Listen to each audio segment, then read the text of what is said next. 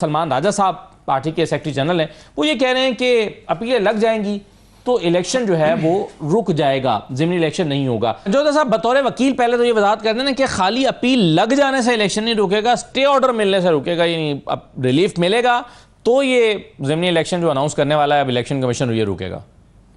असद भाई बहुत शुक्रिया, आपने मौका दिया। बिल्कुल आप ठीक कह रहे हैं, जब तक उसके अंदर कैटेगोरिकली ऑर्डर ना हो, स्टे ना हो कि ये जो है इलेक्शन रोक दिए जाए, तब तक रुक नहीं सकता। लेकिन उसके अगर आप थोड़ा सा बैक पे जाएं तो इलेक्शन कमीशन ने जो रोल अदा किया है पाकिस्तान की जो हिस्ट्री है उसके अंदर इस तरह का रोल ना पहले हमने कभी सुना ना कभी देखा। जमहूरियत को सबसे ज़्यादा नुकसान दिया है तो इस इलेक्शन कमीशन ने, यानी पहले एक पार्टी से निशान ले लेना, फिर उनके लोग उठाए जा रहे थे, कोई एक्शन नहीं। जमहूरियत को सबसे ज़्यादा नुकसान दिया है तो 9 महीने, ये कहना गलत होगा? जमहूरियत को सबसे ज़्यादा नुकसान दिया है तो इस इलेक्शन कमीशन ने दिया है, क्योंकि अवाम का वोट जो है वो लूटा गया। और 9 मई तो एक फॉल्स फ्लैग ऑपरेशन था ना, जो पीटीआई को अगर 9 महीना हटाने के लिए 9 महीना हुआ होता तो भी आपके ख्याल में इलेक्शन कमीशन ये सब कर पाता? जो देखें इमरान खान को जिस तरह हटाया गया उस वक्त भी कोई उसका रोल पॉजिटिव नहीं था, और उसके बाद भी जिस तरह इमरान खान को डिस्क्वालीफाई किया गया उस वक्त भी उसका रोल पॉजिटिव नहीं था। हालांकि सारी दुनिया को पता है कि तोशा खाना से कोई चीज़ भी यानी आपको मिली हो सिवाय गाड़ियों के आप ले सकते हैं, यानी जो गिफ्ट्स खान साहब ने लिए थे वो आप ले सकते हैं, और जिन्होंने गाड़ियाँ ली हैं वो आज सीटों पर बैठे हैं, वो वज़ीर आज़म भी हैं, उनको क्लीन चिट भी दे दी गई। तो ये तो बाइसनेस पहले दिन से चल रही है ना, ये आप नहीं कह सकते कि 9 मई के बाद ये सारा जो है वो बहुत ज़्यादा हुआ, पहले भी ये था। लेकिन उसके बाद तो फिर एक इनको जवाज़ इन्होंने बनाया ना, उसके अंदर एक जवाज़ ढूंढा कि ये आपने किया तो लिहाजा आपको उठाया भी जाएगा, आपको अगवा भी किया जाएगा, इलेक्शन भी लूटा जाएगा, आपकी सीटें भी ली जाएंगी। अब रिकाउंटिंग के अंदर हमारी पीछे 3 इलेक्शन कमीशन का वैसे किरदार पहले भी कोई बहुत आइडियल नहीं था, लेकिन आपने उस किरदार पर पहले तो सवाल नहीं उठाए। यानी आपके दौर में जब फेवर्स आपको मिल रही थी, डस्का का इलेक्शन होता है, आपको आपका बंदा जीत जाता है, वो अलग बात है कि फिर बाद में उस पर वो फैसला रिवर्ट होता है। लेकिन उसके अलावा भी 2018 के इलेक्शन में भी बहुत सारे एतराज़ात थे अपोजिशन को। तो इलेक्शन कमीशन के अगर कारनामों पर आप उस वक्त सवाल उठाते हैं तो शायद 2024 में ना उठाने पड़ते। देखिए मेरे सामने 2018 का भी इलेक्शन है, मेरे सामने अब की भी सूरत हाल है, तो दोनों का कंपैरिजन कर लें। मुझे ये मिसालें जो आज कुछ हो रहा है, इलेक्शन लूटने वाला मामला, रिकाउंटिंग के ज़रिए सीटें हराने वाला मामला, सज़ाएँ जिस तरह हो रही हैं, और इलेक्शन कमीशन पार्टी बन के बगैर दिफा का मौका दिए, यानी आप जब किसी को नोटिस देते हैं ना तो उसके बाद आप दिफा का मौका देते हैं। आर्टिकल 63 इलेक्शन पढ़ लेता तो उसको वाज़े हो जाता कि क्या उनको अपॉर्चुनिटी देनी थी या अपॉर्चुनिटी के बगैर ही आपने उनको डिस्क्वालीफाई कर देना था कि ये लेटर है जी। तो इस तरह किया गया। कोई एक मिसाल दिखा दें किस तरह से किया गया हो, मतलब मैं एक एक चीज़ को उठा लूँ कि किस तरह आरओज़ जो है वो सारा कुछ कर रहे थे, जिस तरह धांधली वहाँ की जा रही थी, किस तरह पेपर्स छीने जा रहे थे, किस तरह हमने वीडियो सबूत दिए, किस तरह ये पूरी एक पार्टी बन के तौहीन अदालत की कार्रवाई इलेक्शन कमीशन का इख्तियार है। सुप्रीम कोर्ट के फैसले हैं कि इलेक्शन कमीशन तो अदालत नहीं है, तो ये अदालत वहाँ लगी है जाकर जनाब अडयाला जेल के अंदर। इमरान खान के खिलाफ तौहीन इलेक्शन कमीशन भी जो है वो स्टार्ट हुई है। तो क्या इलेक्शन कमीशन के रूल्स या कानून खामोश है कि अगर एक लोअर कोर्ट से एक MP MNA के ख़िलाफ़ या मेंबर सेनेट के ख़िलाफ़ एक फ़ैसला आ जाता है तो उस पर क्या करना है? ये खामोश है, इस पर कानून साजी की ज़रूरत है, या इस पर ऑलरेडी एक सेटल्ड तरीक़ाकार मौजूद है लेकिन इलेक्शन कमीशन उस पर अमल नहीं कर रहा? नहीं, सेटल्ड तरीक़ाकार मौजूद है और उस पर इलेक्शन कमीशन जो है अमल नहीं कर रहा। क्या और तरीक़ाकार यही है कि मुतलका जो स्पीकर, अगर नेशनल असम्बली का कोई बंदा है तो वो स्पीकर जो रेफरेंस भेजेगा, जैसे इससे पहले भी अमर अयूब साहब के खिलाफ रेफरेंस भेजा गया कि आप जो है इनको डिस्क्वालीफाई करें, तो वो एक तरीक़ाकार मौजूद है लेकिन उसको अडॉप्ट नहीं किया। लेकिन चलिए फ़र्ज़ करें मलिक अहमद खान साहब जो हैं स्पीकर पंजाब असम्बली, वो रेफरेंस भेज देते हैं जो भच्चर साहब के खिलाफ, तो रेफरेंस तो एक दिन में आ जाएगा, एक दिन में फैसला भी हो जाएगा, फिर आपका इल्जाम देखिए रेफरेंस आएगा, उसके बाद उनको जो है जवाब का मौका दिया जाएगा। अगर उन्होंने अपील की है तो देखें कानून किसके लिए होता है? कानून होता है कि आप किसी बेगुनाह को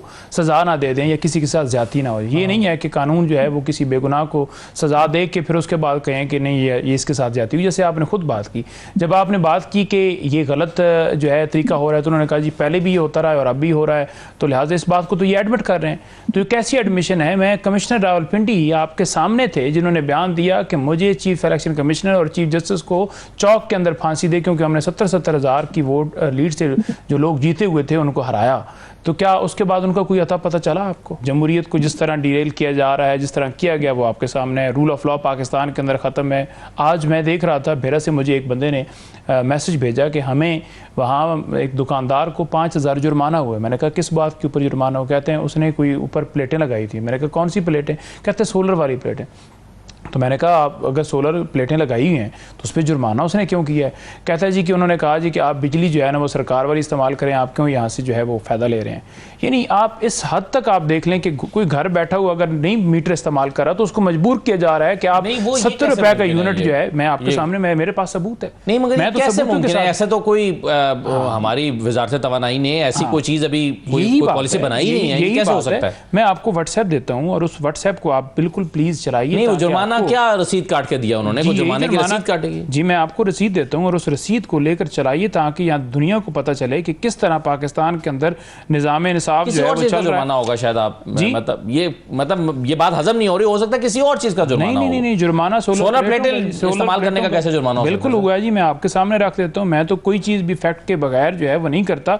और ये जो आप सुन रहे थे ना कि उस वक्त भी ये चाह रहे थे कि ये सोलर वाला सिस्टम जो है ख़त्म, उसके लिए कानून साजी कर रहे थे।